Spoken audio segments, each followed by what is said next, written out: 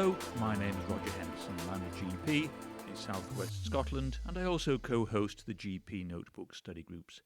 Welcome to this GPnotebook podcast, where we discuss bite-sized topics aimed at all those working in primary care.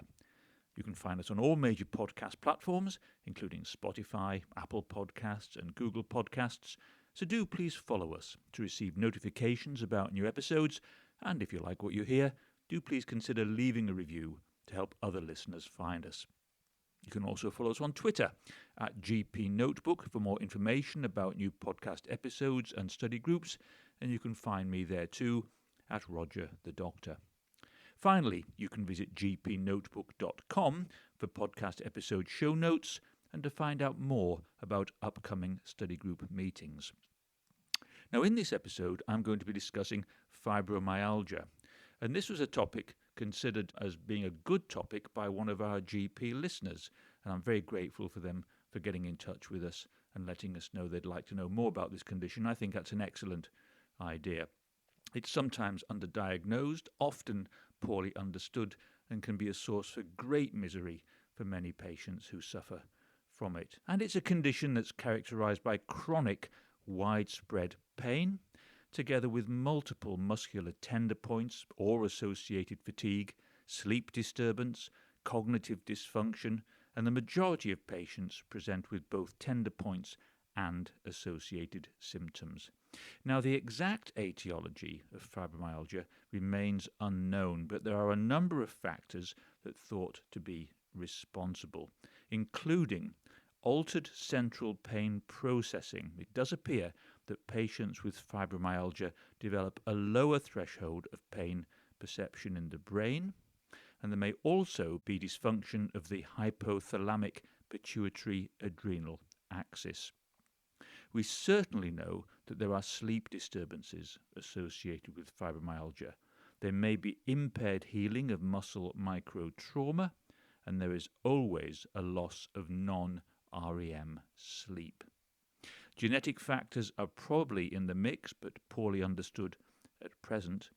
And the immune system is certainly implicated because fibromyalgia is more common in patients affected by autoimmune diseases. Psychiatric conditions are more prevalent in fibromyalgia than among subjects complaining of other rheumatic diseases.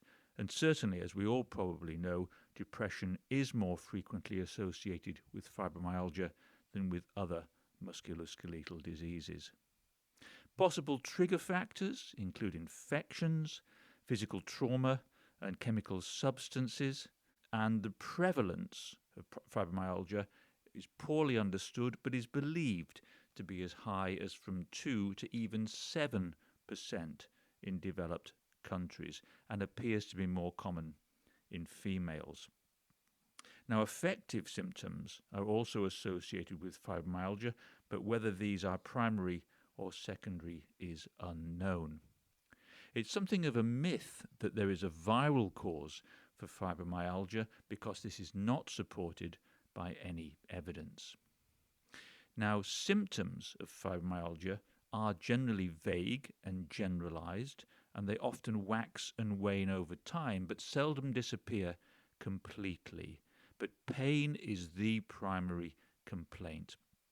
To diagnose fibromyalgia, this should have been present for at least 3 months, and this is usually insidious and may initiate in one localized area. It may be intermittent, it will then progress and become more persistent, and the location and the intensity of pain in fibromyalgia may vary from day to day. The pain may also be affected by factors such as stress or weather, so cold or humid weather conditions may alter the pain. And low back pain, with or without radiation to the buttocks and legs, and pain in the neck and across the shoulders are especially common. Non-pain symptoms classically include things like fatigue, sleep disturbance, which in itself may contribute to factors such as depression. There may be morning stiffness, paresthesia, and a feeling that joints are swollen, but with no objective swelling as such. There may be migrainous type headaches, lightheadedness or dizziness, and there may be problems with cognition, such as memory disturbance or difficulty with word finding, for example. Irritable bowel syndrome, severe menstrual pain, lower urinary tract symptoms, and temporomandibular pain are also seen with fibromyalgia. Now, the diagnosis is tricky. The American College of Rheumatology produced classification criteria for fibromyalgia, but these were not meant to be used for diagnosis. But a patient was said to fulfill the diagnostic criteria if three conditions were met. The first is that the widespread pain index was 7 and the symptom severity scale score is 5, or the widespread pain index equals 3 to 6 and the symptom scale score is 9. Secondly, symptomatology has been present at a similar level for at least 3 months. And finally, the patient doesn't demonstrate any other disorder that would otherwise explain the pain. Now, it is not a diagnosis of exclusion, although it can be tempting to do so, and most doctors rely on a combination of symptoms and normal blood testing to diagnose fibromyalgia. A history of the patient's physical and mental health with attention to the patient's psychosocial context is important because it may influence the expression of the disease, and I think it goes without saying that physical examination should be carried out in all patients, although findings may be completely normal. Now, according to the ACR 2010 guidelines, specific tender point count is no longer required for a diagnosis of fibromyalgia, unlike previous years. The clinical features of a specific autoimmune disease, such as photosensitive rash, inflamed joints, Raynaud's, may be present, and laboratory testing should really be limited and only conducted for patients such as checking their urea and electrolytes, liver function tests, CRP, ESR, and calcium levels. Usually these come back completely normal, but it is worth checking these. Thyroid function test is probably worth checking as well to make sure we don't miss a hypothyroidism, and vitamin D levels may also be worth checking as well. There are a number of differential diagnoses to consider here. Chronic fatigue syndrome, obviously, hypothyroidism, as I mentioned, polymyalgia, SLE, and inflammatory myopathies. These can all mimic fibromyalgia. PTSD, anxiety, and depression should all be considered, along with sleep disorders. Now, if we've made a diagnosis of fibromyalgia, and very often the patient is very pleased that a diagnosis has been made, often after many months of having no diagnosis made, they will then start to look about curing themselves. But at present, unfortunately, there is no guaranteed cure for fibromyalgia as such. And so treatment needs to focus on improving symptoms and maintaining optimal function. There is no gold standard in the treatment of fibromyalgia, and so a multimodal approach needs to be taken, by which I mean it's a patient-tailored approach with attention to individual symptoms, regular follow-up and close monitoring, especially in the early stages of management. And patients should always be encouraged to be actively participating in their healthcare management because this undoubtedly improves adherence. We should also be encouraging our patients to identify specific goals regarding health status and quality of life at the initiation of treatment, with re-evaluation of these goals during subsequent follow-up. And an ideal management plan in these patients should always include a combination of non-pharmacological and pharmacological treatments. So if we look at the non-pharmacological approaches to patients with fibromyalgia in the first instance, then active physical therapy is important. Exercise programs have been helpful in improving general well-being, physical function, and pain. and these therapies are currently recommended as the first step of a multimodal treatment strategy. And one Cochrane systematic review reported that regular aerobic exercise, by which I mean at least 20 minutes a day, 2 to 3 times a week for at least 2 to 3 weeks, improves well-being, tenderness and pain compared with no aerobic exercise. Some patients also report benefit of their symptoms with strength training, but the quality of evidence for this is lower than for aerobic exercise. Some patients with fibromyalgia also report acupuncture helps, and immediate pain reduction following treatment has been reported, but there's no good evidence here for the long-term effectiveness of acupuncture in fibromyalgia.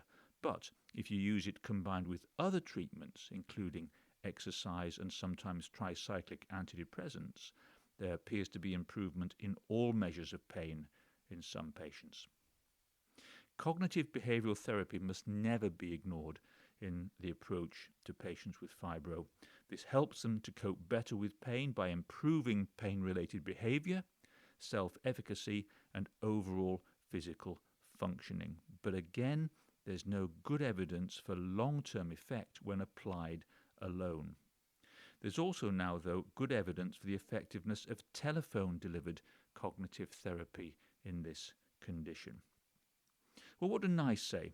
Well, NICE has issued guidance on chronic pain, and that centres largely on the diagnosis and management of chronic primary pain, such as seen in fibromyalgia. And the main tenets of the NICE guidance are the encouragement of self-management from an early stage of a pain condition and as part of a long-term management strategy, the importance of a multidisciplinary approach, a focus on non-pharmacological management with treatment aimed at improving function with realistic goals and changing pain behaviour. Importantly, it talks about minimizing or, if possible, avoiding the use of any opioids for chronic primary pain, as well as recognizing the potential for dependence with pregabalin and gabapentin. It also talks about not using cannabis-based treatments for managing chronic pain. One meta-analysis concerning the use of antidepressant medication in fibromyalgia concluded that antidepressant medications were associated with improvements in pain, improvements in depression, fatigue, sleep disturbances, and health-related quality of life in patients with fibro. And current drugs recommended by guidelines here, if you want to use these, include amitriptyline, fluoxetine, paroxetine, and duloxetine, although this is currently not licensed for use in fibromyalgia in the UK. We really should talk about what we shouldn't initiate to manage chronic primary pain, although this can be difficult, I know. So we should not be initiating anti-epileptic drugs, including gabapentinoids, and neither pregabalin nor gabapentin has a license for use in fibromyalgia in the UK. We should be avoiding antipsychotic drugs, benzodiazepines, ketamine, local anesthetics, non-steroidals if at all possible, certainly opioids, and even paracetamol, although this is really tricky, obviously. Corticosteroids are not recommended, and this is due to the lack of evidence from clinical trials and their long-term side effects. However, you may get some patients who talk to you about coenzyme Q. Now, this is a food supplement which appears to enhance mitochondrial activity, and some patients with fibro swear by them. And in randomized control trials, these have been shown to be useful in combating the fatigue associated with fibromyalgia. If you're going to use drug treatment, the choice of drug should target the most troublesome symptoms for that patient, and medication should always be started in the lowest possible doses with gradual upward titration only, bearing in mind the caveats I've mentioned about which drugs to be using. Unfortunately, as it currently stands, the prognosis for fibromyalgia is not great. Only 20% or so of our patients will be symptom-free at 5 years onwards. But treatment may help with the coping strategies of those patients who continue to experience symptoms. So that's a quick overview of where we are with fibromyalgia, and I do hope you found it helpful. But have a look at the show notes that accompany this episode at GPnotebook.com, and we'd be very grateful if you consider following the podcast and leaving us a review on your favourite podcast platform. It really does help. Do feel free to get in touch via social media at GPnotebook or email support@GPnotebook.com if you've any questions, comments or ideas for future podcasts, as in this case. You should also visit us at GPnotebook.com to register for our virtual GP Notebook study groups, which occur all year round, and to download free shortcuts to help improve the lives of our patients in primary care. But as always, thank you so much for listening, and until the next time, goodbye.